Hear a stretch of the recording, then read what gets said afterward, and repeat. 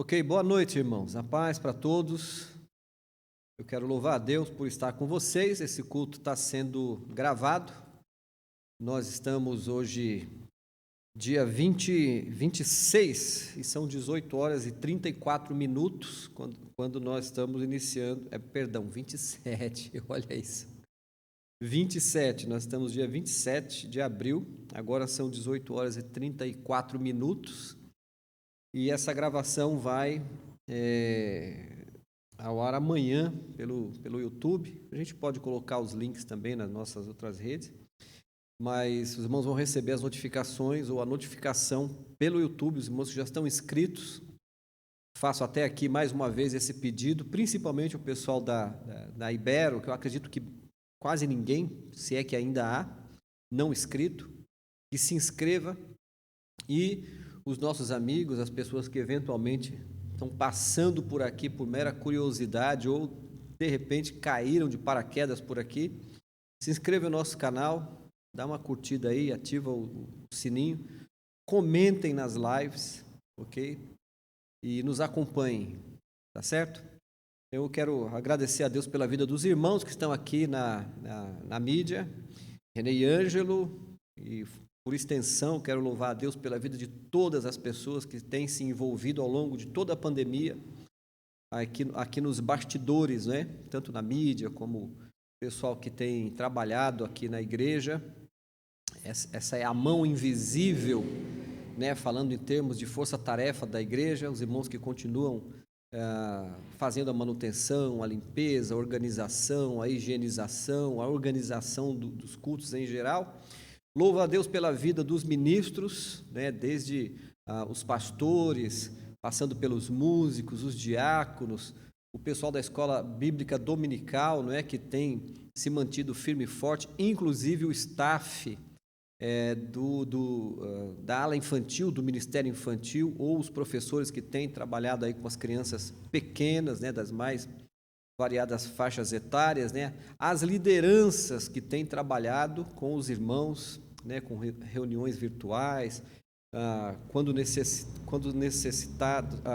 há necessidade ou quando são procurados ou quando a liderança é provocada, os irmãos são atendidos, são visitados, sempre lembrando que a gente guarda todos os protocolos e toma todos os cuidados devidos. Então, enfim, se eu esqueci de alguém, fica aí o nosso agradecimento, tá? O pessoal que tem contribuído, que tem sustentado a igreja, né, com as suas finanças, né, que tem sustentado a igreja financeiramente com dízimos, ofertas, contribuições voluntárias, né, pessoal da igreja e até pessoas que não fazem parte efetivamente da Ibero, tá? Então eu vou louvando a Deus pelos intercessores, gente, como vocês, como nós intercessores, eu quero me incluir nesse rol, como esse grupo de intercessores tem sido crucial, tem sido determinante nesse tempo, gente, tá? Num tempo de tanta incerteza, num tempo de tantas instabilidades, né, de tanta intempérie, nós temos contado com um grupo de irmãos que estão sustentando, né, a igreja e todos aqueles que nos buscam, que nos procuram para orar, para interceder, né? Esse grupo tem sido muito interessante, muito importante, eu diria fundamental, tá? Então louvo a Deus por todos vocês. Vou mandando aqui o meu abraço para o pessoal lá de Mogi. Mogi que está crescendo, hein? Deus abençoe, pastor Paulo, todo o grupo da liderança, Paulo Rogério, que bonito. Estou gostando de ver e logo, logo vou estar aí. Assim que a gente vê essas restrições mais relaxadas, nós vamos estar junto com os nossos irmãos, né? E se eu me comprometer com vocês, ainda que seja um pouco mais longe, estou em débito, né? E isso se deu principalmente porque nós tínhamos já no horizonte, já havíamos conversado, né, de irmos lá para o Maranhão, né, e também me comprometo aqui com o pastor Rômulo, né, que devo estar lá também na mesma linha, assim que baixarem as restrições, nós estaremos juntos, tá bom? E pretendo voltar também lá na Bahia, na Ibero, em São Gabriel, tá? Que bom todas as vezes que nós tivemos, como foi bom todas as vezes que nós tivemos aí.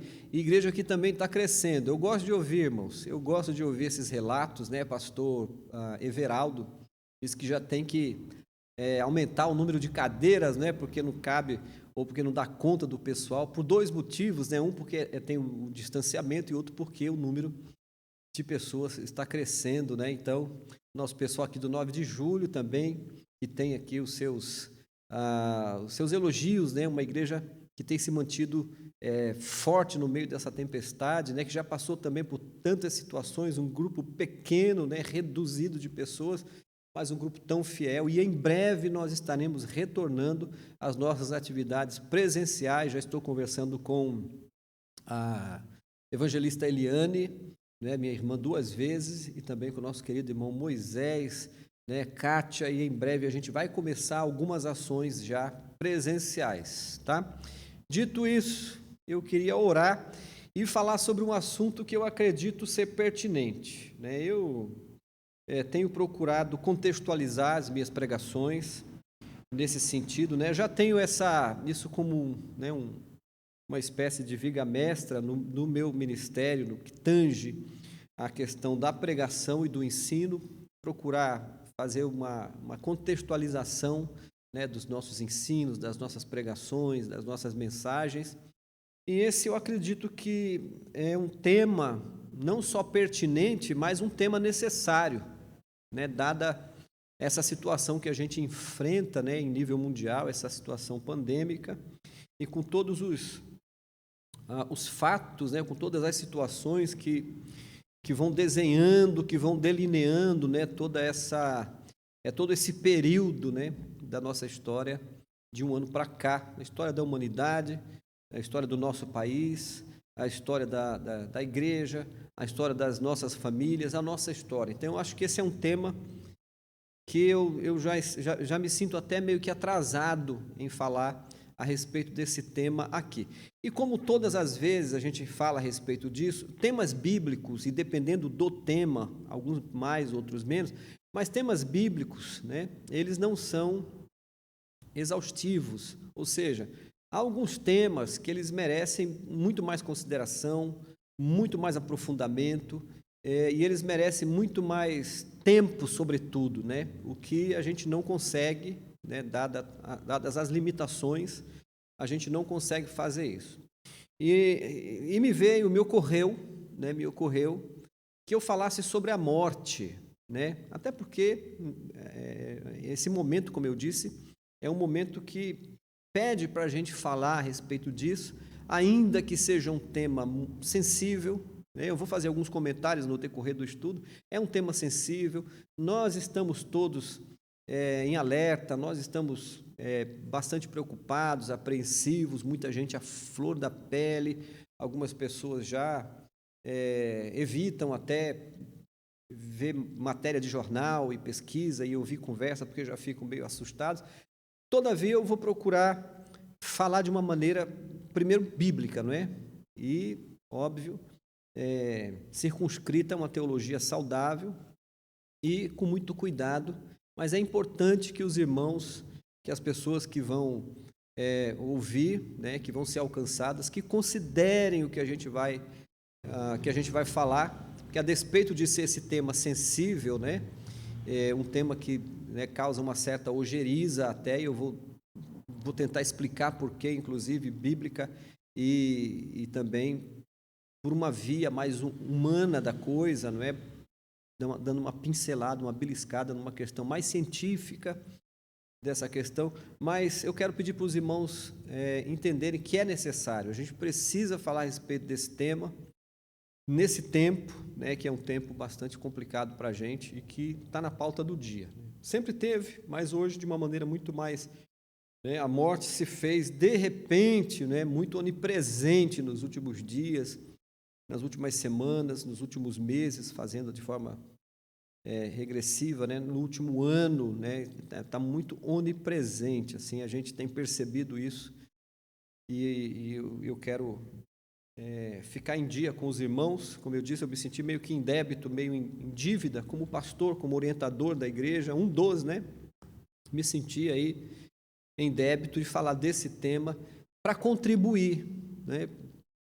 Para contribuir, não para dar mais pânico, não para dar mais medo, não para causar mais apreensão, não para deixar as pessoas mais tristes, mas pelo contrário, para a gente considerar, né, a partir de uma perspectiva essencialmente bíblica, espiritual, mas de alguma maneira a gente conseguir trazer para a razão, né, a gente trazer para uma certa racionalidade e compreender as coisas apesar de ser meio contraditório, paradoxal, o que eu vou dizer agora, mas que a gente consiga entender a coisa com um pouco mais de leveza, né?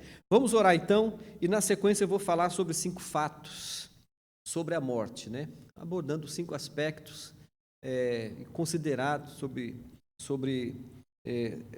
5 tópicos, né? A questão da morte. Querido Pai, eu quero te louvar, Deus, obrigado pela bênção de estar nesse momento, Senhor, ministrando a Tua palavra e direcionando, Senhor, essa palavra às pessoas que assistirão posteriormente esse vídeo, essa conversa, essa mensagem. Peço que o Teu Espírito, ó Deus, esteja ministrando, conduzindo essa palavra ao coração de cada uma dessas vidas. Aproveito, ó Deus, para orar pelas pessoas que estão enlutadas, estão lidando com a doença, estão lidando, ó Deus, com doentes, com pessoas internadas, entubadas, pessoas que estão em risco de morte. Peço, Pai, em nome do Senhor Jesus, que o Senhor aplaque, ó Deus, a fúria dessa pandemia, dessa doença que tem dizimado, ó Deus, só no Brasil já quase 400 mil pessoas, milhares, milhões de outras tantas pessoas ao redor do mundo. Peço, Deus, em nome de Jesus, que a humanidade consiga compreender, entender, ó Deus, o que o Senhor mesmo está falando em meio a essa tragédia de proporções globais. Deus, em nome de Jesus, que a igreja saiba se portar com sabedoria, graça e discernimento nesse tempo, a fim de que continue sendo porta-voz do Senhor, anunciando a Deus a palavra de vida, de salvação, a palavra de vida eterna. Oro, Pai, em nome de Jesus, para que nós possamos, a partir da Tua palavra, compreender, ó Deus, o significado, a grandeza, o que de fato, ó Deus, compreende a morte a partir da perspectiva bíblica, a partir da perspectiva do Senhor. Oro, Pai, em nome de Jesus, para que a igreja do Senhor compreenda, que os Teus servos compreendam, ó Deus, esses significados de morte, de vida e morte, enfim, ó Deus, da doença, da pandemia, de tudo que nós temos vivido, a partir do Teu olhar, a partir da palavra revelada, que é a Bíblia. Eu oro em nome do Senhor Jesus, rendendo a minha vida dos irmãos que estão aqui no apoio, a fim de que o Senhor nos use nessa noite, em nome de Jesus. Amém. Vamos direto ao ponto então, irmãos. Como eu disse, apesar do assunto ser bastante denso e as outras coisas que eu já falei, não é um assunto palatável, não é uma coisa boa da gente ficar ouvindo, enfim, mas a questão da morte é muito presente na Bíblia, tá? De Gênesis a Apocalipse, inclusive eu vou começar exatamente por Gênesis, de Gênesis a Apocalipse, a questão da morte está muito presente, mas não só na Bíblia, está presente na história da humanidade, está impressa na história da humanidade e assim será até o fim da humanidade, tá? Então, quando a gente começa a considerar, ou quando a gente começa a falar a respeito da Bíblia, a gente tem que ir às origens, né? A gente tem que voltar em Gênesis e lembrar que a morte é a resposta de Deus ao pecado original. Deus não havia programado, né, não estava no programa de Deus a questão da morte, né? Então não foi intenção de Deus que a morte fizesse parte da história humana e, lamentavelmente, né, a morte surge como uma resposta de Deus ao pecado original. A gente vai começar lá em Gênesis, no capítulo 2, verso 27, Deus foi muito taxativo, foi muito claro ao casal original, Adão e Eva, com respeito à maneira como eles deveriam a maneira como eles deveriam proceder, a maneira como eles deveriam viver, a maneira como eles deveriam agir. Deus deu as diretrizes, né? Deus deu o direcionamento a eles, no capítulo 2, 17. Né? E Deus direcionou a eles. E que eles seguissem aquelas orientações de Deus, porque haveria consequências caso não obedecesse. aquilo que se convenciona chamar, né, na lei de causa e efeito, né? Que a Bíblia vai chamar de semeadura e colheita. Então vamos em Gênesis capítulo 2, verso 15, tá? Mas a ênfase do que eu quero está no versículo 17. Vamos lá. O Senhor Deus tomou o homem e o colocou no jardim do Éden para cultivar e o guardar, e o Senhor Deus ordenou ao homem: de toda árvore do jardim você pode comer livremente, mas da árvore do conhecimento do bem e do mal você não deve comer, porque no dia em que dela comer, você certamente morrerá. Ok? Então, na verdade, embora não tenha contradição no que eu disse, não havia um planejamento, não era o ideal, não estava no projeto de Deus que o homem morresse. Todavia, o homem devia, Adão e Eva deveriam guardar esses preceitos, esses ordenamentos, essas ordens, para que eles não experimentassem, então, ou não fossem punidos, né, com a morte, tá? O que ocorreu logo na sequência, o que ocorreu depois, que a gente vai ver no capítulo 3, versos 23 e 24. Gênesis capítulo 3, versos 23 e 24. Por isso o Senhor Deus o lançou fora do jardim do Éden para cultivar a terra da qual havia sido tomado. Depois de lançar fora o homem, Deus colocou querubins a leste do jardim do Éden e uma espada flamejante que se movia em todas as direções para guardar o caminho da árvore da vida. E depois a gente sabe, na continuidade da leitura de Gênesis, nos capítulos subsequentes, a gente vai lembrar que Adão chegou a ter uma vida longa, viveu mais de 900 anos e veio a morrer, veio a falecer posteriormente. Lembrando, inclusive, aqui, irmãos, que a gente precisa, quando a gente faz a leitura da Bíblia, lembrando dessas duas perspectivas de morte, que é a morte, essencialmente, né, significa separação, que é a morte como sendo separação do homem de Deus, sendo a morte espiritual, e a morte física, né, sendo a porção material do homem se separando da porção imaterial, né, ou espiritual, quais sejam, né, como um tricotômico, alma e espírito, se separando então da matéria, ok? Então, dito isso, a gente vai lembrar que a morte vem então como uma punição, como uma resposta punitiva de Deus ao pecado original, né? E isso a gente tem como um versículo que confirma mais uma vez, já no Novo Testamento, a gente vai pular para o Novo Testamento, em Romanos capítulo 6 e verso 23, um versículo muito conhecido, bastante usado, principalmente em evangelização, a gente usa muito esse versículo do capítulo 6, verso 23, porque o salário do pecado é a morte, mas o dom gratuito de Deus é a vida eterna em Cristo Jesus, nosso Senhor. O salário do pecado é a morte. Então, é a consequência, é a resposta, é o resultado da desobediência. Só para a gente pontuar um pouquinho, voltando um pouquinho atrás, né, e lembrando daquela perspectiva primeira que eu disse, que a morte ela também é uma maneira da gente raciocinar a separação do homem de Deus.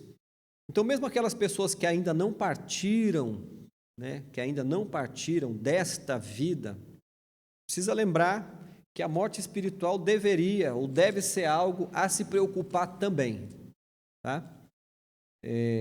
No capítulo 59 de Isaías, a gente vai ler nos versículos, ou a partir do versículo 2, o seguinte: mas as iniquidades de vocês fazem separação entre vocês e o seu Deus, e os pecados que vocês cometem o levam a esconder o seu rosto de vocês, para não ouvir os seus pedidos, porque as mãos de vocês estão manchadas de sangue, e os seus dedos de iniquidade. Os lábios de vocês falam mentiras e a sua língua profere maldade. Não há ninguém que clame por justiça, ninguém que compareça em juízo pela verdade. Confiam no que é nulo e andam falando mentiras. Concebem o mal e dão à luz a iniquidade. Chocam ovos de cobra e tecem teias de aranha. Quem comer os ovos morrerá, e se um dos ovos é quebrado, sai uma víbora. As teias não servem para fazer roupa, ninguém pode se cobrir com o que eles fazem. As obras deles são obras de iniquidade, e atos de violência estão nas suas mãos. Os pés deles correm para o mal, são velozes para derramar sangue inocente. Os pensamentos deles são pensamentos de iniquidade, nos seus caminhos há ruína e destruição. Não conhecem o caminho da paz, nem a justiça nos seus passos. Fizeram para si veredas tortuosas, que andam por elas. Quem anda por elas não conhecem a paz. Por isso, o juízo está longe de nós e a justiça não nos alcança. Esperamos a luz e eis que há só trevas. Esperamos pela claridade e mais andamos na escuridão. E aí segue, segue nessa toada quase todo o capítulo 59, mostrando de uma maneira muito clara, de uma maneira bastante escancarada, essa morte que a gente não pode tirar da nossa conversa de hoje, que é a morte espiritual. Que é quando, lembrando inclusive daquela história inicial também, quando Adão é expulso do Éden, então naquele primeiro momento a gente percebe que ele experimenta essa morte, ele experimenta essa separação, e posteriormente, mais de 900 anos depois, ele passa pela morte física também. Eu queria dizer isso, que é para a gente não se esquecer, até para ficar como alerta, fica aqui um alerta para aquelas pessoas, quer creem, quer não, esse é o posicionamento bíblico, esse é o posicionamento teológico aceito quase que uniformemente em todo o mundo cristão, e até, eu diria, fora do cristianismo, algumas vertentes em algumas religiões abordam esse tema dessa maneira, mas essa é teologia bíblica, é teologia cristã, é teologia protestante, É assim que a gente compreende, é assim que a Bíblia mostra, é assim que nós cremos, tá? Que quando o homem se distancia de Deus, que quando o ser humano se distancia de Deus, em rebeldia, em desobediência, em iniquidade, em pecado, ele está morto, Ele está morto. Tem outra abordagem, já que a gente está nesse tema, há uma outra abordagem muito clara em Efésios capítulo 2. Ele lhes deu vida quando vocês estavam mortos em suas transgressões e pecados, nos quais vocês andaram no outro tempo, segundo o curso desse mundo, segundo o príncipe da potestade do ar, do espírito que agora atua nos filhos da desobediência, E existem outras abordagens, tanto no Antigo como no Novo Testamento, que fala dessa condição espiritual de separação de Deus, portanto, morte espiritual. Tá bom? Que a gente não pode deixar de fazer essa abordagem. Então, toda pessoa que está distante de Deus, toda pessoa que está longe de Deus, que vive no pecado, na rebelião, na incredulidade, que vive na idolatria, que vive em práticas das mais absurdas, que vão contra a vontade de Deus, que vão contra as leis de Deus, que vão contra os mandamentos de Deus, que vão contra a vontade de Deus, essas pessoas estão numa condição de morte, tá? E a gente lembra, então, que nós terminamos essa primeira leva de versículos do tópico 1, que foi com Romanos capítulo 6, 23, dos primeiros que eu citei, O salário do pecado é a morte. Tá? Então, voltando para aquela outra questão, dessa outra perspectiva, a morte física. Até porque o ser humano, o homem não foi feito, como eu disse, ele não foi projetado inicialmente, Deus não tinha na sua intenção que o homem morresse, que o homem se separasse nessa condição de morte física, de morte no sentido do corpo, no sentido físico, não era a intenção de Deus. Tanto não era, que a gente vai lembrar de um versículo que está em Eclesiastes, né? Há uma reminiscência no coração, no íntimo do homem. Eu estava lendo semana passada uma matéria que saiu numa revista de ciência, não me lembro necessariamente se a revista era israelense ou se só o cientista era israelense, em que ele falava a respeito dessa resistência, né, inconsciente que a gente tem, que o ser humano tem, quando aborda a questão da morte. Então, nessa pesquisa, ou nessa dissertação, ele afirma, né, por pesquisas, né, por aprofundamento de pesquisa, que há uma espécie de um dispositivo, né, no nosso cérebro, na nossa mente, que rejeita a ideia da morte. E olha que interessante. Sem querer fazer uma manobra forçada aqui, dá para a gente entender que a Bíblia já falava a respeito disso, né? De uma outra forma, óbvio, uma outra linguagem, claro, mas deixa eu ver se eu encontro aqui em Eclesiastes. Deixa eu só confirmar aqui em Eclesiastes que há uma reminiscência de eternidade no nosso coração, no nosso interior. Capítulo 3, verso 11, Deus fez tudo formoso, Eclesiastes capítulo 3, verso 11. Deus fez tudo formoso no seu devido tempo, também pôs a eternidade no coração do ser humano, sem que esse possa descobrir as obras que Deus fez desde o princípio até o fim.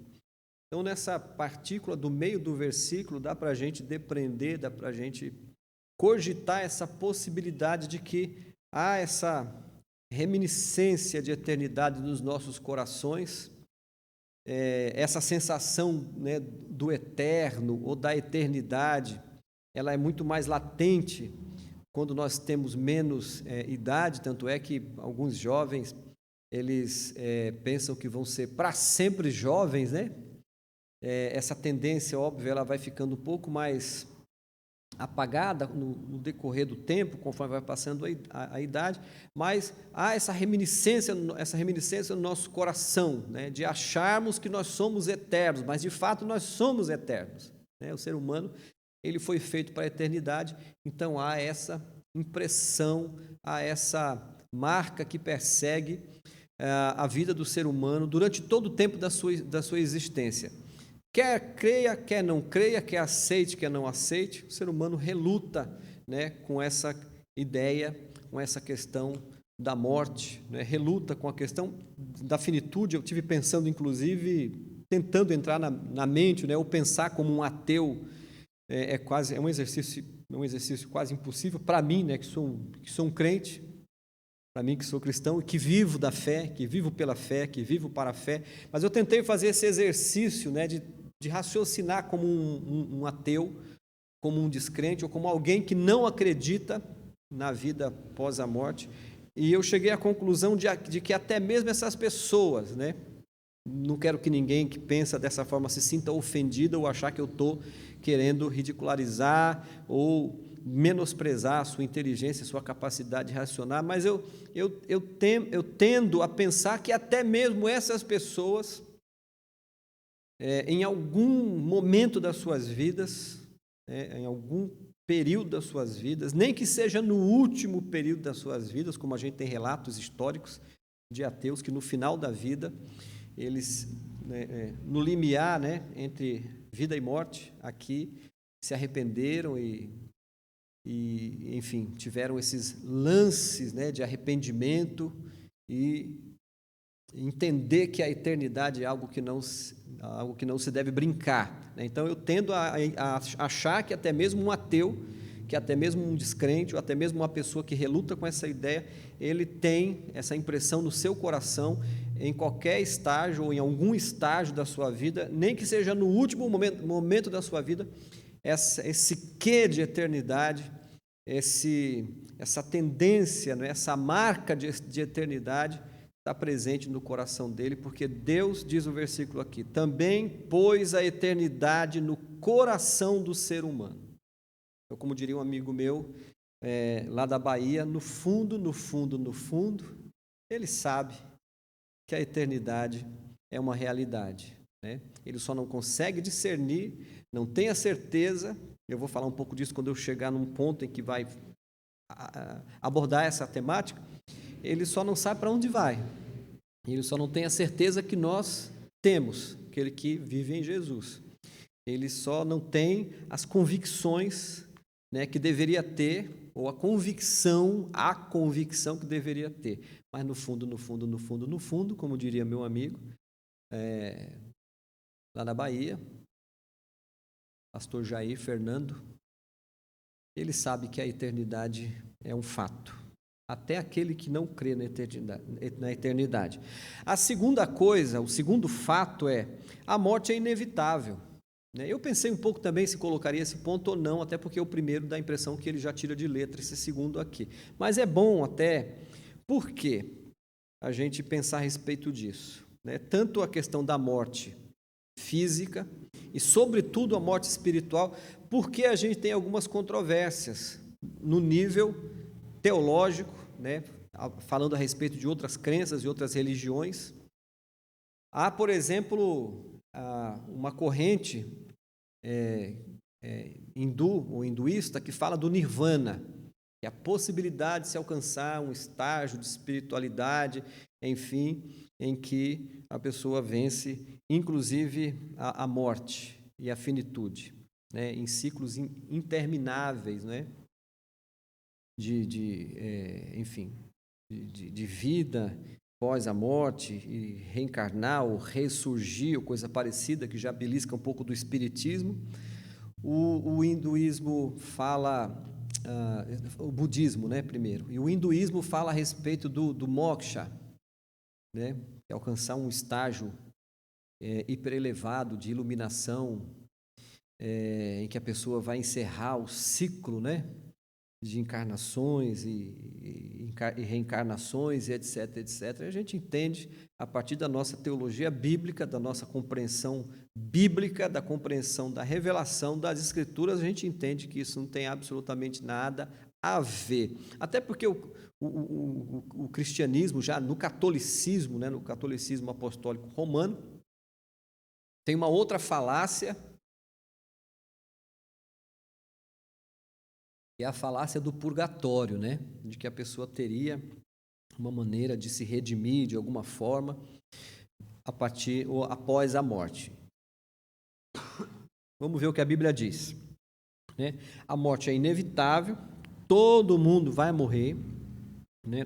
Todos vão morrer, todas as pessoas vão morrer, e o fato aqui que a gente não pode deixar de comentar é que não tem como a gente evitar, nem por uma via aqui agora e nem por uma via depois e além, tá? Não tem como evitar aqui a morte física e nem como evitar a morte espiritual ou a morte, o afastamento, o distanciamento de Deus para toda a eternidade, o que a gente precisa ver daqui a pouco no livro do Apocalipse, tá bom?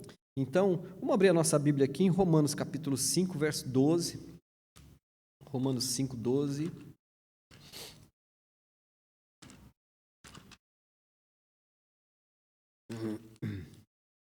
Então, a morte é inevitável. Não há como uma pessoa simplesmente entender ou pensar que ele nunca vai morrer, ou que ele jamais vai morrer, e não tem como uma pessoa pensar que ele pode dar um perdido na morte. Romanos capítulo 5, verso 12. Eu estou usando a versão NAA, Nova Almeida atualizada, como eu tenho feito nos últimos meses, tá, irmãos? Portanto, assim como por um só homem entrou o pecado no mundo, e pelo pecado veio a morte, assim também a morte passou a toda a humanidade, porque todos pecaram. E é bom a gente falar também a respeito disso, porque existem muitas crenças distorcidas, tá, irmãos? Há muitas crenças distorcidas. Excetuando dois personagens do Antigo Testamento, um que aparece em Gênesis e outro que aparece em 2 Reis, né? Gênesis capítulo 5, 2 Reis capítulo 2, quais sejam Enoque, Elias, excetuando essas duas pessoas que provavelmente, né, analisando pelo texto bíblico, mais certo que eles não passaram, né, não tiveram essa experiência de morte, e também por aquelas pessoas que são relatadas em 1 Tessalonicenses, capítulo 4, quando fala a respeito do arrebatamento, da vinda de Jesus, aqueles que estiverem vivos serão arrebatados, salvo essas exceções, né, bíblicas, por questões que merecem, que precisam de comentários em separado, todas as pessoas, todos os homens passarão pela morte. Tá? Todo ser humano vai passar pela morte. Tá? Então, é muito importante que a gente ressalte a respeito disso, visto que nós temos, por exemplo, né, seitas que se aproveitam desse expediente. Nós tivemos um tempo atrás uma seita, já faz um bom tempo, eu acho que passa de 15, quase 20 anos, houve uma seita pequena, né, nos Estados Unidos, chamada Heaven's Gate, em que eles cometeram um suicídio coletivo, achando que eles iriam eles iriam literalmente no rabo do cometa. Literalmente eles seriam, entre aspas, arrebatados aí na passagem do cometa, se não me falha a memória, o cometa Halley. Então, não tem como dar um perdido na morte, não tem como as pessoas se excusarem, não tem como as pessoas se safarem da morte, não tem como as pessoas driblarem a morte, tá? Não tem como, não existe absolutamente nada. Existem cogitações, raciocinando, pensando agora, há cogitações, né, de por meios científicos, né, ou por meio de manipulação científica, né, com alta tecnologia, conjugado com pesquisas médicas, né, com pesquisas de criogenia, algo do gênero, que consiga se eternizar a pessoa, que se consiga trazer, inclusive, farto material na internet de pessoas que estão se candidatando, ou que já estão congeladas, né, dentro dessa ideia de criogenia ou coisa parecida, mas, desculpe, a triste notícia, né, alguns estão, inclusive, congelando gatos, cachorros e tal. Então eu não quero mexer com a sensibilidade de ninguém, mas a triste constatação é que a morte ela é inevitável, né? E todas as pessoas passarão pela morte, né? E o fato bíblico está bem aqui. Portanto, assim como por um só homem entrou o pecado no mundo e pelo pecado veio a morte, assim também a morte passou a toda a humanidade, porque todos pecaram. Tá? Esse todos pecaram é porque nós herdamos o pecado original. Tá bom? Então é isso que a gente precisa ter em mente. Deixa eu abrir um parênteses aqui, irmãos, nesse ponto, e enfatizar mais uma vez, ainda que a gente tenha, segundo aquela pesquisa que eu disse, e eu acredito até que ela é factível, né? Até eu dei um versículo bíblico aqui, que foi Eclesiastes, capítulo 3, verso 11, eu acredito que essa relutância no coração das pessoas, digamos que até certo ponto, pode ser saudável, até porque a gente tem extremos, né? A gente tem aquelas pessoas que muitas vezes flertam inadvertidamente com a morte, né?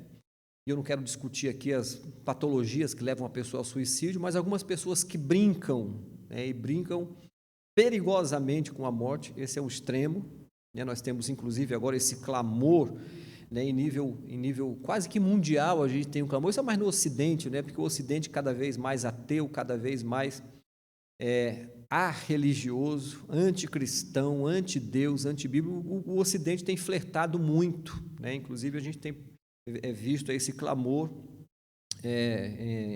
em favor da morte assistida, não é?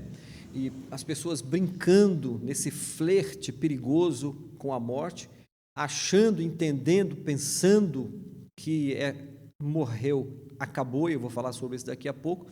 E a gente tem outro extremo, que são aquelas pessoas que têm a chamada tanatofobia, não é? Aquele medo exagerado, aquele medo exacerbado. Quem está falando com vocês aqui é alguém que já sofreu disso, né? Principalmente na juventude, né? E eu acredito que isso, de certa forma, foi um freio, porque, por um lado, havia uma tendência suicida, mas a dúvida, a incerteza do depois, né, era algo que me fazia sofrer também, esse dualismo, né, mórbido, nefasto. Enfim, então, para a gente evitar, a gente precisa evitar esses dois extremos, ou se não evitar, a gente precisa tomar bastante cuidado, né? Isso serve, inclusive, para muitos crentes que não leem a Bíblia, que não estudam a Bíblia, que não entendem a Bíblia, que não procuram compreender essas coisas, ou esses fatos, né, a partir da Bíblia. Então, por um lado, a gente tem aqueles que flertam perigosamente e brincam com a morte, achando que morreu, acabou, né, que é um pensamento muito corrente, e também a partir do momento em que a gente entende e percebe, compreende que a morte é inevitável e que de alguma maneira a gente precisa trabalhar isso no âmbito da fé, compreender isso no âmbito da fé, absorver isso da maneira mais bíblica possível, né?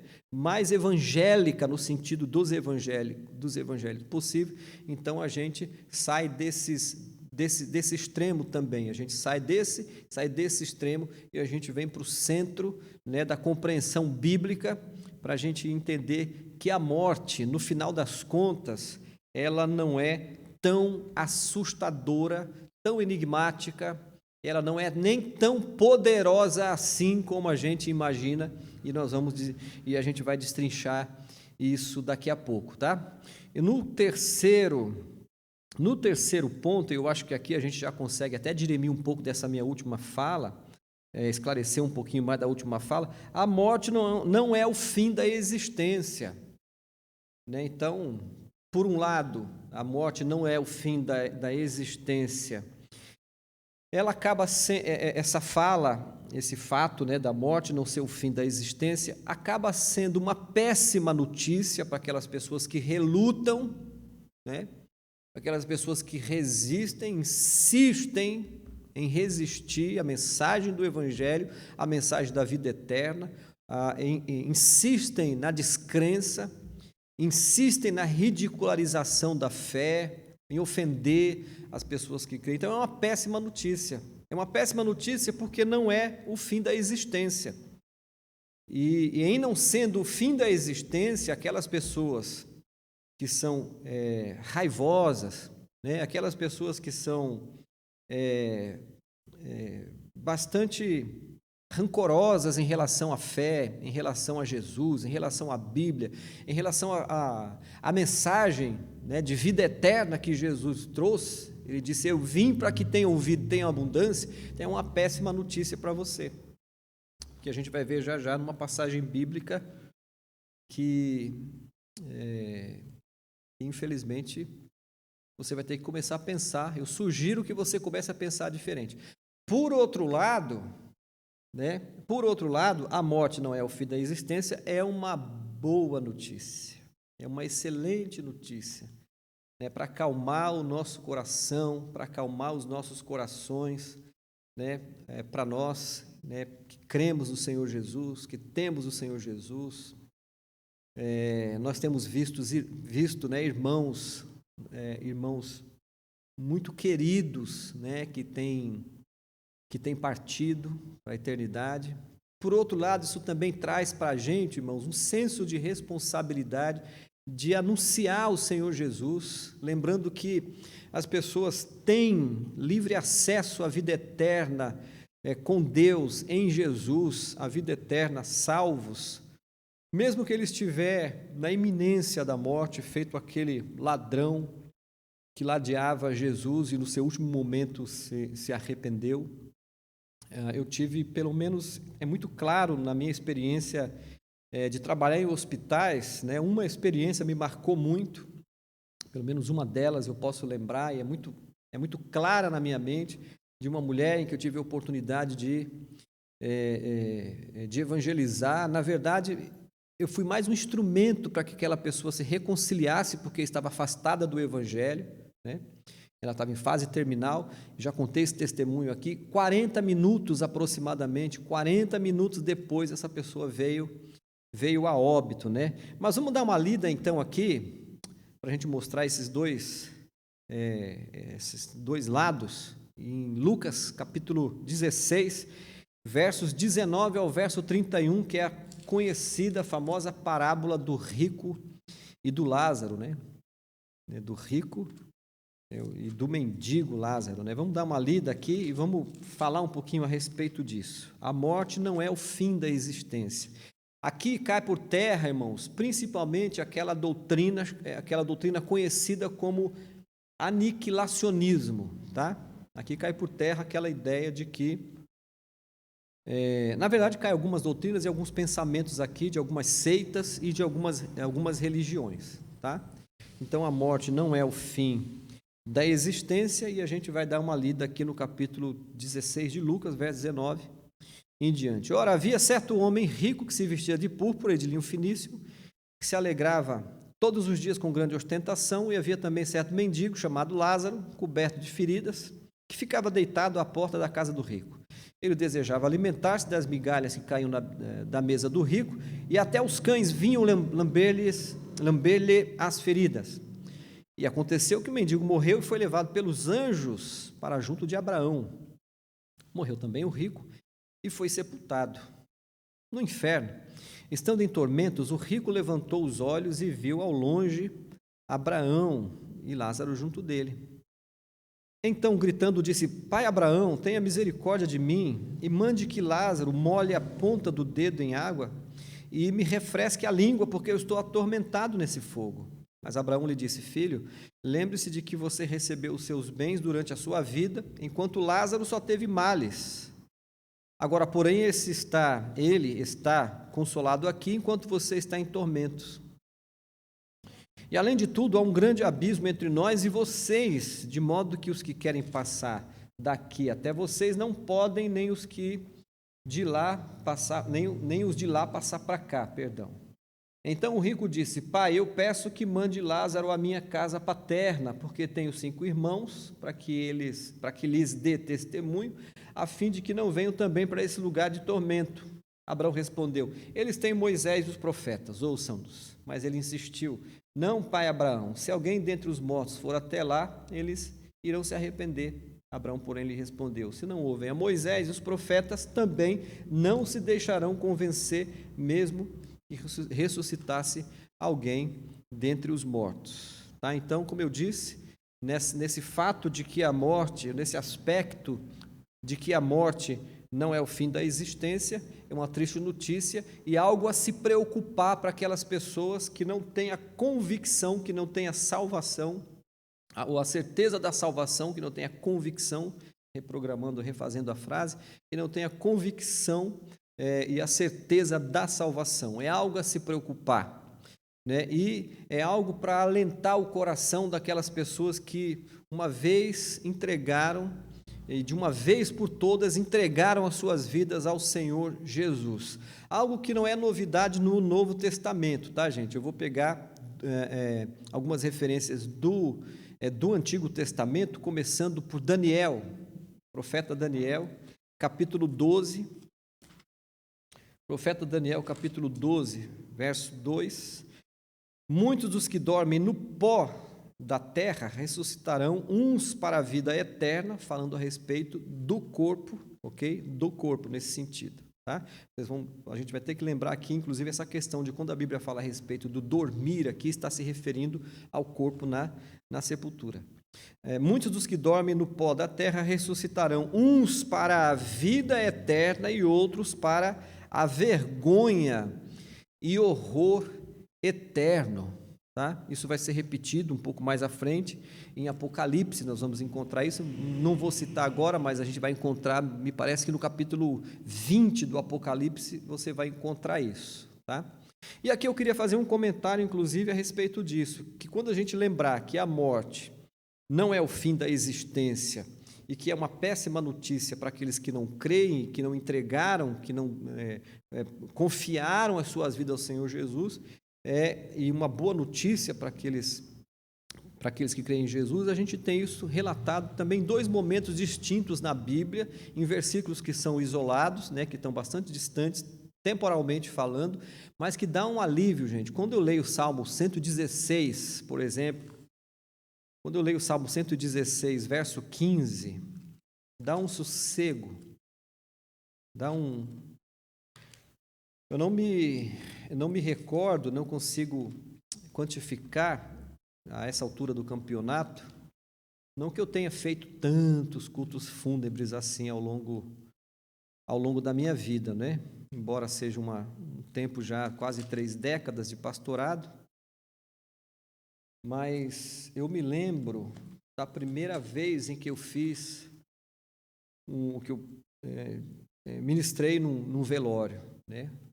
De uma pessoa salva, né? De uma pessoa serva de Deus, e uma certeza que trouxe paz ao meu coração, né? Uma certeza, eu não consigo explicar em palavras, mas uma tranquilidade que trouxe aquele momento ao meu coração, tá? Momentos que eu experimentei posteriormente, em outras ocasiões, inclusive na própria família, quando nós nos deparamos com a morte, né, em família, que foi de uma sobrinha muito amada, né, no caso, a minha primeira sobrinha, e posteriormente, né, essas que foram muito mais próximas, em que vieram outras nesses intervalos, mas que não havia tanta proximidade.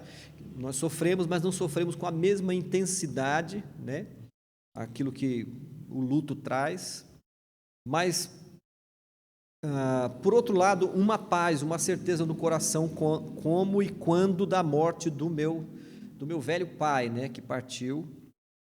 E esse versículo, capítulo 116, ou o Salmo de número 116, o verso 15, é algo que tem um peso muito grande para mim nesses momentos, independentemente se eu estou servindo, né, levando uma palavra de consolo, ou pregando num culto fúnebre, né, num velório, ou quando essas coisas adentram as nossas casas, ou são uma realidade nas nossas vidas. E eu quero sugerir, então, compartilhar isso com os irmãos, que a morte, né, nesse contexto de fé, de vida em Jesus, de certeza da salvação, é isso aqui que a gente vai ler. Preciosa é aos olhos do Senhor a morte dos seus santos. Olha que versículo poderoso, né? E eu acho que Deus não tem gosto ruim, né? Eu penso que Deus não gosta de coisa ruim. Então, se para Deus é agradável, né? Tem alguma versão aí que fala agradável? Vê se acha para mim uma dessas versões que está agradável e põe ela para mim na tela, se puder. Tem? Se tiver agradável, eu acho que eu já li na minha memória aqui, deve ter alguma versão com agradável é ao Senhor a morte dos seus santos, né? Então, irmãos, eu penso que Deus não tem gosto por coisa ruim, né? Então, apesar da morte sempre ter essa face, né, assustadora, horrorosa, mas por algum motivo que Deus só Deus sabe explicar, e eu quero deduzir, né, e eu quero acreditar que é porque Deus enxerga na morte dos seus santos a possibilidade da redenção, a possibilidade, né, da vida eterna. Então, a beleza da morte de um santo, de um salvo, de alguém que tem a sua vida em Jesus, está na vida eterna que Ele mesmo proporcionou a partir de Jesus. Tem alguma versão assim? Não? Não tem? Tá bom. Enfim, então eu queria muito que os irmãos raciocinassem dessa forma. E eu acho que esse ponto aqui, irmãos, é um momento em que a gente atenua um pouco, a gente consegue atenuar um pouco esse peso da morte. Por outro lado, né, quando a gente se confrontar, ou quando a gente enfrentar ou passar por esses momentos, por esse período, né? Por outro lado, gente, nós vamos ler um outro versículo que mostra o reverso da medalha, né? Vai mostrar o reverso da medalha, o outro lado da moeda, que é o capítulo 33 de Ezequiel, verso 11.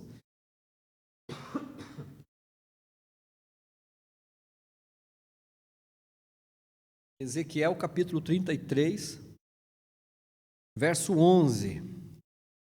Se por um lado é agradável, é preciosa aos olhos do Senhor a morte dos santos, olha o reverso da medalha em Ezequiel capítulo 33, verso 11. Diga-lhes, tão certo como eu vivo, diz o Senhor Deus, não tenho prazer na morte do ímpio, mas em que o ímpio se converta do seu caminho e viva. Convertam-se dos seus maus caminhos, porque vocês haveriam de morrer, é uma indagação, né? Por que vocês haveriam de morrer, ó casa de Israel? Se por um lado é agradável ou preciosa, né? Ficou agradável aqui na minha cabeça. Se por um lado é preciosa a morte do santo, por outro lado, Deus não tem prazer algum, né? Deus não tem prazer algum, porque a morte do ímpio, a morte do não salvo, a morte daquele que não confiou em Deus, né, em que a gente tem isso muito claro na parábola do rico e do Lázaro, um perdido e o outro salvo, e um no inferno e o outro no paraíso, um condenado e o outro vivendo nas benesses da eternidade. Então a gente explica muito, dá para explicar muito bem isso do ponto de vista, essas duas visões, né, essa ambiguidade, né, esse antagonismo, né, de Deus enxergando, Deus percebendo, Deus vendo, Deus presenciando a morte dos salvos, a morte dos santos, e o mesmo Deus presenciando a morte do ímpio, porque Deus, lembrando lá do começo da nossa conversa, esse não foi, nunca será o ideal de Deus, tá? A morte é uma resposta punitiva da parte de Deus ao pecado original. Quarto e penúltimo ponto, já a gente vai fechar aqui a fatura. Não tem como consertar as coisas após a morte, é o quarto ponto. Após a morte, segue-se o juízo, tá? Após a morte, segue-se o juízo. Não tem como consertar. Tinha uma música antiga, nem me lembro da letra toda, mas nós cantávamos aqui, desde o começo da Ibero, nós cantávamos uma música que ela começava assim: realmente não conheço sua vida, o que faz ou deixa de fazer. E depois essa letra vai dizer que um dia nós vamos estar frente a frente com o Pai, mas dali não poderemos voltar, nem mesmo para acertar o que aqui a gente não fez, nem mesmo para consertar o que a gente não fez. Eu não me lembro da letra. Se algum dos irmãos, depois que assistirem o vídeo, coloca aí nos comentários, né? Então acho que só o pessoal mais antigão como eu assim vai conseguir lembrar, porque já essas músicas esses hinos de crente velho, mas tem uma letra muito pesada nesse sentido, né? Um alerta, tá? Então não tem como a gente consertar depois. Hebreus, que é uma reverberação de Eclesiastes, não é? Hebreus capítulo 9, verso 27, né? Hebreus capítulo 9, verso 27, é bom a gente fazer essa leitura, Hebreus 9, 27, uma reverberação de Eclesiastes, mas vamos dar uma lida aqui.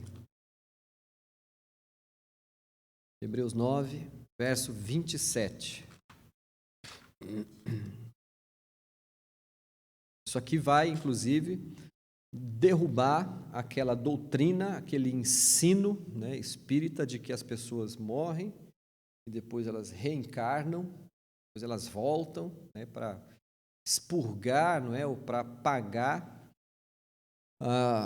os seus pecados, os seus erros, e depois eles vão evoluindo, né, vão escalonando, né, numa evolução espiritual até que eles interrompam esse ciclo quando atingirem um estágio. E quem está falando aqui é alguém que teve uma tendência muito forte, já estava indo, né, já estava migrando do catolicismo para o espiritismo na minha fase de adolescência, mais precisamente dos 16 anos, aproximadamente aos 19 anos, eu fui um interessado pelo espiritismo e li bastante, né, consumi em pouquíssimos dias o Evangelho segundo o Espiritismo e um número que eu não me lembro agora de livros espíritas, e por muito pouco não caí nesse abismo, nessa falácia e nessa crença, inclusive, dessa doutrina do encarnacionismo. Cai aqui também mais uma doutrina, que é a doutrina do karma, né? Enfim, capítulo 9, 27, e assim como aos homens está ordenado morrerem uma só vez, vindo depois disso o juízo. Tá? Então não tem como voltar atrás, não tem como dar marcha ré, não há uma segunda chance, tá bom? Não há uma segunda chance. Aliás, nós já vimos isso, até foi antecipado, né? Sem perceber, antecipei, Daniel capítulo 12, verso 2, né? E dá para a gente até acrescentar mais uma referência, se a minha memória me ajudar agora, dá para a gente acrescentar João capítulo 5, dá para a gente acrescentar João capítulo 5, verso 29, 28 e 29, tá? O 29 estava aqui falando alto na minha cabeça, mas eu vou ler do verso 28. Não fiquem maravilhados com isso, porque vem a hora em que todos os que se acham nos túmulos ouvirão a voz dele e sairão. Os que tiverem feito o bem para a ressurreição da vida e os que tiverem praticado o mal para a ressurreição do juízo. Então a gente percebe nessa cadeia de versículos que não tem segunda chance, que não tem terceira chance, que não tem como remendar, que não tem como acertar, que não tem como corrigir, que não tem como, né, fazer um arranjadinho lá no céu depois, tá? Capítulo 20 do Apocalipse, a partir do verso 11, fala do juízo, né? Fala do juízo final. Lembrando que os passos que a gente dá aqui e agora podem já apontar para um lado ou para o outro. Aqueles que estão em Cristo, e a sua vida está fundamentada em Jesus, não entrarão em juízo, se assim permanecerem, se assim perseverarem.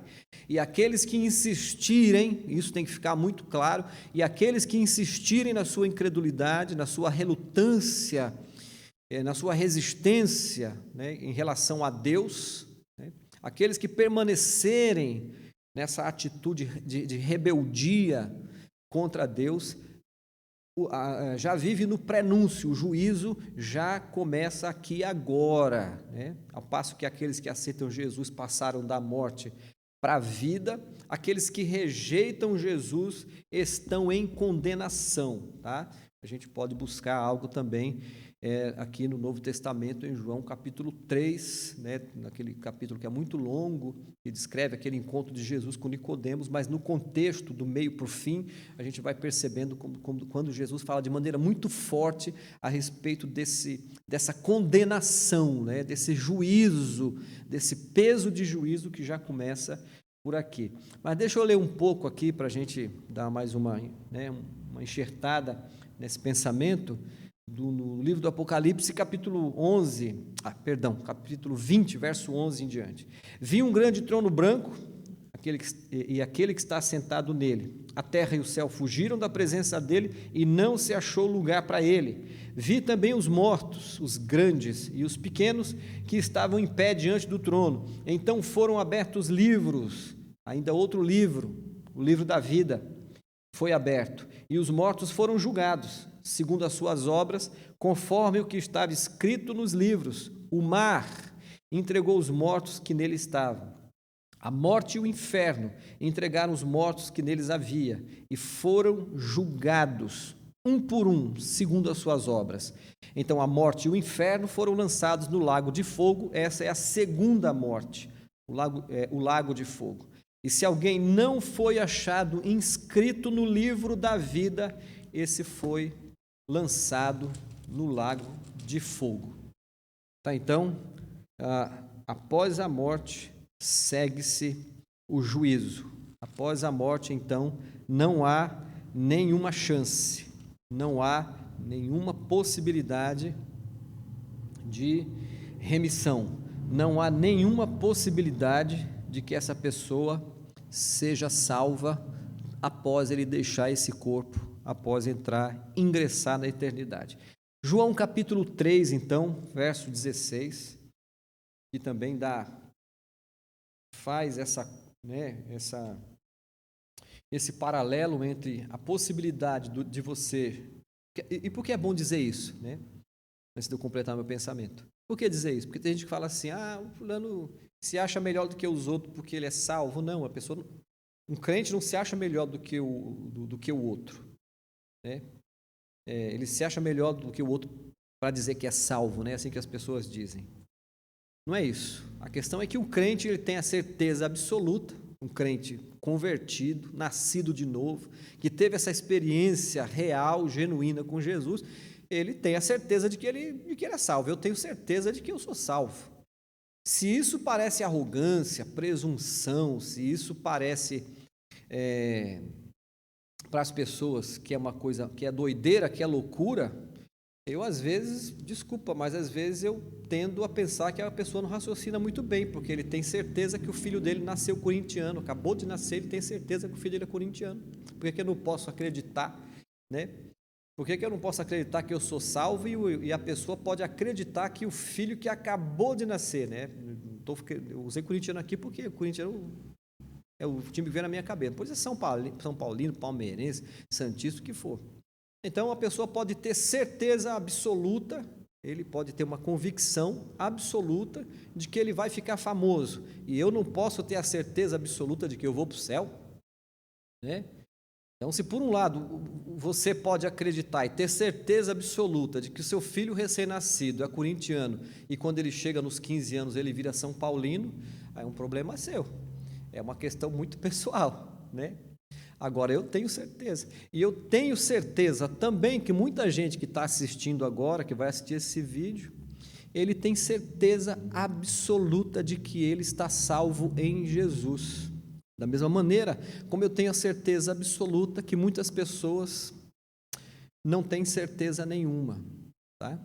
Então, é por passagens como essa e outras que eu já li que essa certeza se consolida no nosso coração. Vamos lá, então.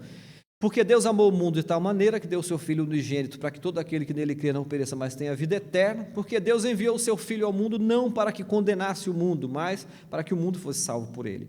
Quem nele crê não é condenado, mas aquele que não crê já está condenado, porque não crê no nome do unigênito Filho de Deus. A condenação é essa: a luz veio ao mundo, mas os homens amaram mais as trevas do que a luz, porque as suas obras eram más. Pois todo aquele que pratica o mal detesta a luz e não se aproxima da luz, para que as suas obras não sejam reprovadas. Quem pratica a verdade se aproxima da luz, para que as suas obras sejam manifestas, porque são feitas em Deus. Tá? Deixa eu ler esse último versículo que ficou meio sem pé, sem cabeça no ritmo que eu li. Quem pratica a verdade se aproxima da luz, para que as suas obras sejam manifestas, porque são feitas em Deus. Tá? Então, nesse bloco de versículos aqui de João capítulo 3, né, a partir do verso 16 até o verso 21, dá para a gente entender que a gente tem esses dois grupos aí. Naqueles que estão salvos em Jesus, e essa salvação é presente, é agora, lembrando que a salvação ela acontece nos 3 tempos passado, né? Desde a eternidade passada, quando Deus projeta, quando Deus programa a salvação, é presente porque eu posso crer que já estou salvo, remido, lavado pelo sangue de Jesus, justificado, em processo de aperfeiçoamento, de santificação, isso é presente. E no futuro, quando o Senhor me livra da morte eterna, me garante a vida eterna com Ele, tá bom? Então, após a morte, segue-se o juízo, tá? A visão que os servos de Deus têm da morte, como eu já disse, é tão diferente, e ela é tão mais amena, né? E ela é tão mais, digamos, ela é de todo esperançosa, né? Que a gente vai encontrar aqui como Paulo aborda, como o apóstolo Paulo aborda. Olha, inclusive aqui é interessante você parar aí um pouquinho para ver essa diferença, né? É bom a gente ver essa diferença. Capítulo 1, verso 21 de Filipenses. Capítulo 1, verso 21 de Filipenses. Não é que Paulo era um suicida, tá, gente? E não é que Paulo era alguém que, né, namorava, flertava a morte, não. Mas a certeza do coração, a certeza de alma dele, essa convicção de fé dele, faz ele dizer o que nós vamos ler aqui, inspirado pelo Espírito Santo. Porque, para mim, o viver é Cristo.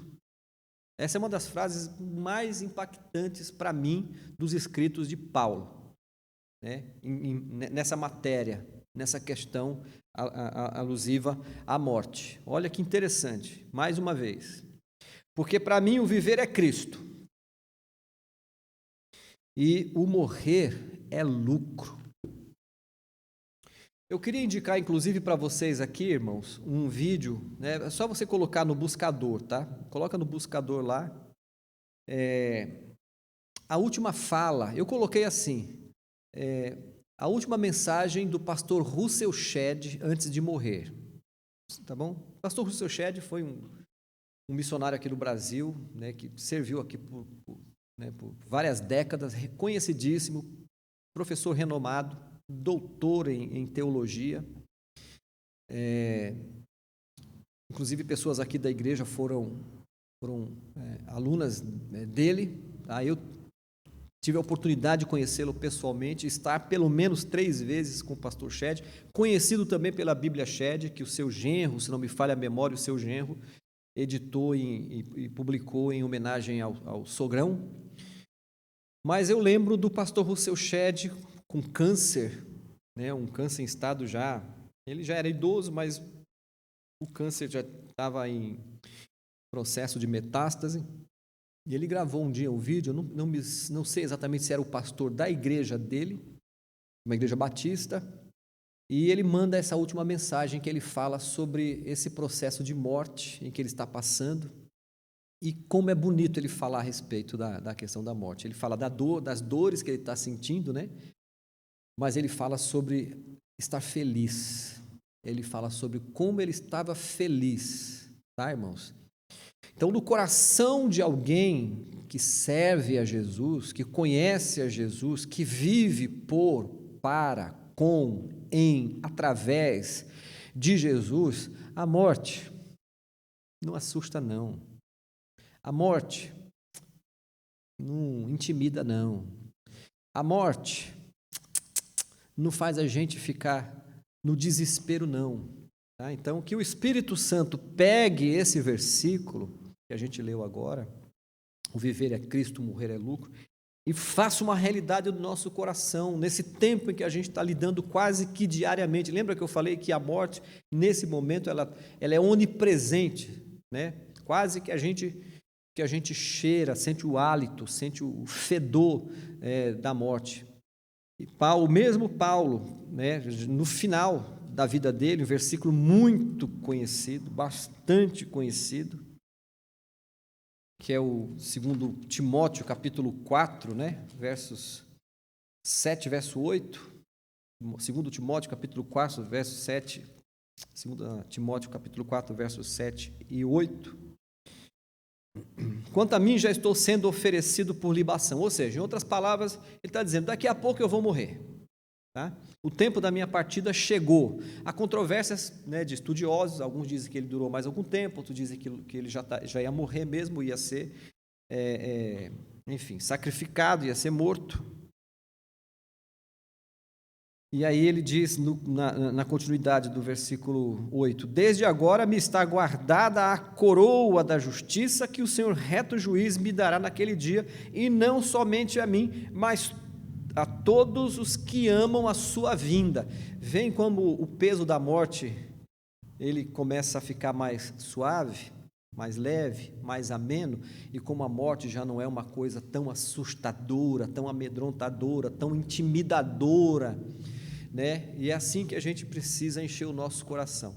São com essas verdades, são com essas promessas, são com essas certezas que a Bíblia traduz para a gente pelo Espírito Santo e também mostra através de testemunhos de homens de Deus na Bíblia e homens que passaram ao longo da história. Leiam, eu incentivo os irmãos a lerem principalmente as biografias dos mártires, né? Leia, por exemplo, Orlando Boyer, Os Heróis da Fé, que é um clássico, talvez seja um dos mais conhecidos, né? Mas leia muito a respeito dos mártires, leia como os grandes homens de Deus, John Wesley, por exemplo, leia como foi que ele terminou os últimos dias de vida, pesquisa a respeito disso, como que os grandes homens e mulheres de Deus terminaram seus últimos dias, e no leito de morte, como muitos deles, inclusive, glorificavam a Deus, estavam cantando, estavam alegres, estavam amenos, estavam tranquilos e assim partiram para a eternidade. Em contraponto, aqueles que não tinham certeza nenhuma, muitos deles zombadores de Deus, muitos deles confessadamente inimigos de Deus, que escreveram contra Deus, e o desespero deles no leito de morte. São pesquisas que a gente consegue fazer muito facilmente pela internet. E para a gente terminar, gente, acabou ficando um pouco mais longo, para a gente terminar, um último fato, né, desses 5 fatos sobre a morte que eu escolhi para falar hoje, o sacrifício de Jesus é a resposta de Deus para a morte, tá? Não existe outra. Como eu já fui desmanchando algumas doutrinas, ensinos ou crenças ali atrás, então o sacrifício de Jesus é a resposta de Deus, eu diria categoricamente, a única resposta. É a única resposta. João capítulo 11, verso 25, no episódio da morte de Lázaro, vamos dar uma lida já nas últimas referências. João capítulo 11, verso 25, vamos dar uma lida aqui. Então Jesus declarou: eu sou a ressurreição e a vida, quem crê em mim, ainda que morra, viverá. Isso aqui, irmãos, e os outros versículos que eu vou ler daqui a pouco, não é para a gente só lembrar em dia de velório, não. Com todo respeito, eu falo isso com bastante respeito.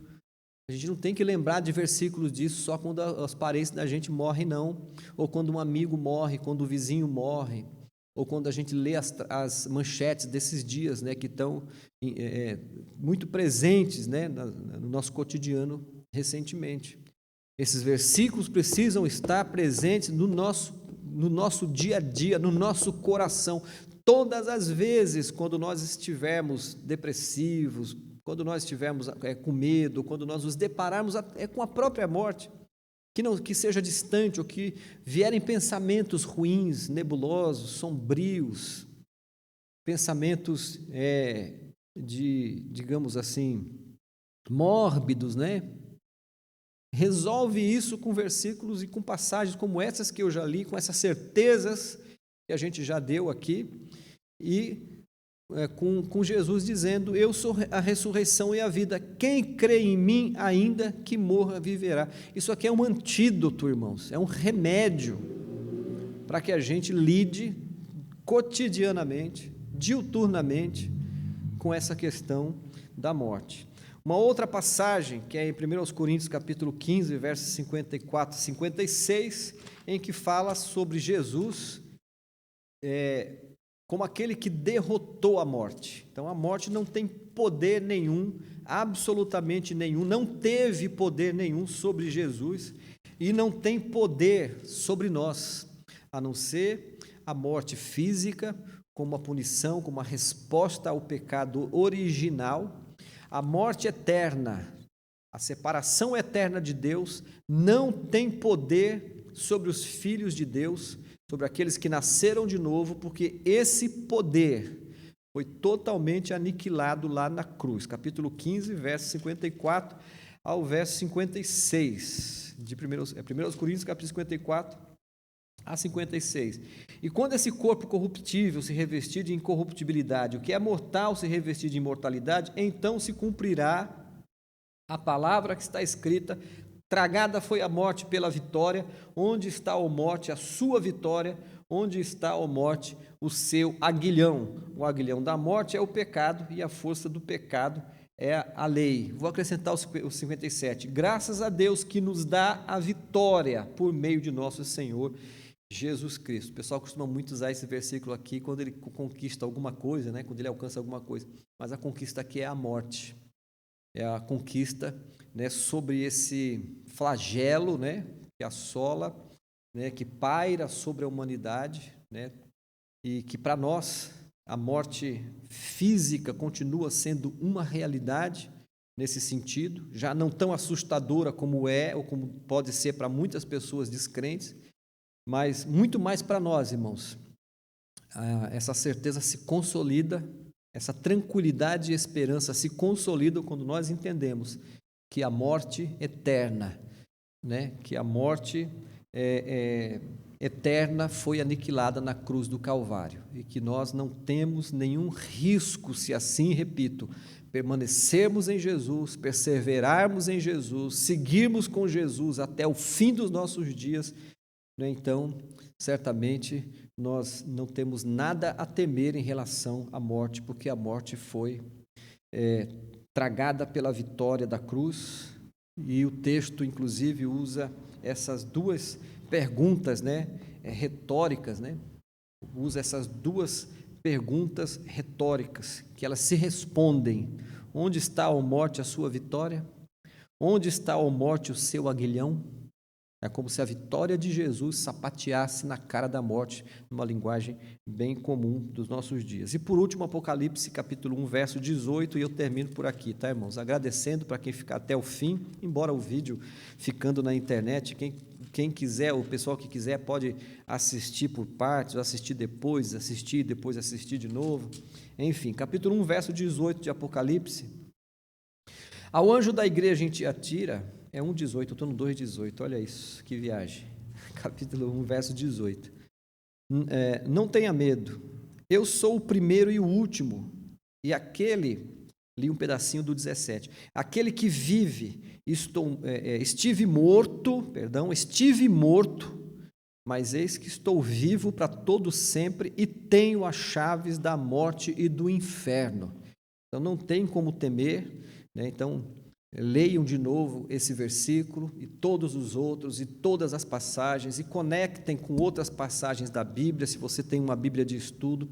Façam pesquisas consistentes de lugares e sites confiáveis, perguntem para as pessoas a respeito do assunto, tirem todas as dúvidas, mas uma coisa não faça, uma coisa você não deve fazer, é ficar cultuando a morte, alimentando a morte como se fosse um monstro invencível, imbatível, né? E o recado que fica, isso para você cristão, e o recado que fica para você que ainda não entregou a sua vida ao Senhor Jesus. Eu me preocuparia, sincera e seriamente, eu me preocuparia se eu não tivesse a certeza da vida eterna, tá? Que Deus fale ao seu coração por intermédio do Espírito Santo, na pessoa de Jesus, e que você entregue a sua vida em definitivo ao Senhor Jesus. Aqueles que estão afastados do Evangelho, aqueles que um dia se decepcionaram com igrejas, com pastores, que tiveram experiências ruins e hoje estão afastados dos caminhos do Senhor, volta a perseverar, volta a trilhar esse caminho, antes que seja tarde demais. Que Deus nos abençoe. Vamos orar. Querido Pai, eu quero te louvar em nome de Jesus, que esse estudo, que esse ensino, que essa mensagem surta o devido efeito no coração de todos aqueles que estão assistindo, que assistirão. Que, ó Deus, o Senhor convença o coração daqueles que estão endurecidos pelo pecado, que o Senhor tire, Deus, as escamas dos olhos daqueles que estão cegados, ó Deus, em falsas crenças, falsas religiões, falsas doutrinas.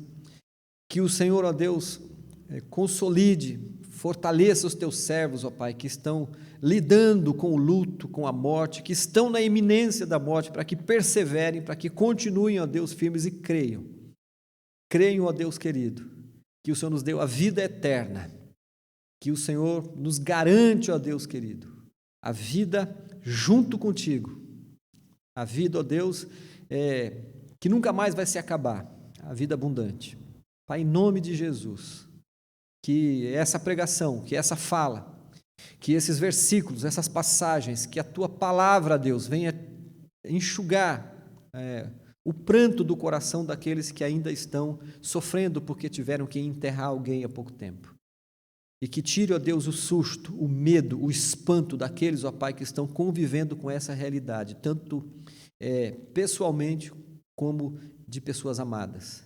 E o Senhor traga paz, sossego, descanso, certeza e esperança, para a glória do Teu nome. Em nome de Jesus. Tchau, gente. Obrigado, hein? Deus abençoe. Até o final de semana. Lembrando que sábado é ao vivo e domingo de manhã, tá? Sábado é só ao vivo. Tá? E domingo de manhã, a partir das 9 até as 10h30 aproximadamente, presencial e ao vivo, a igreja está convocada e à noite o culto da família. Obrigado. Deus abençoe. Obrigado, Ângelo e Renê.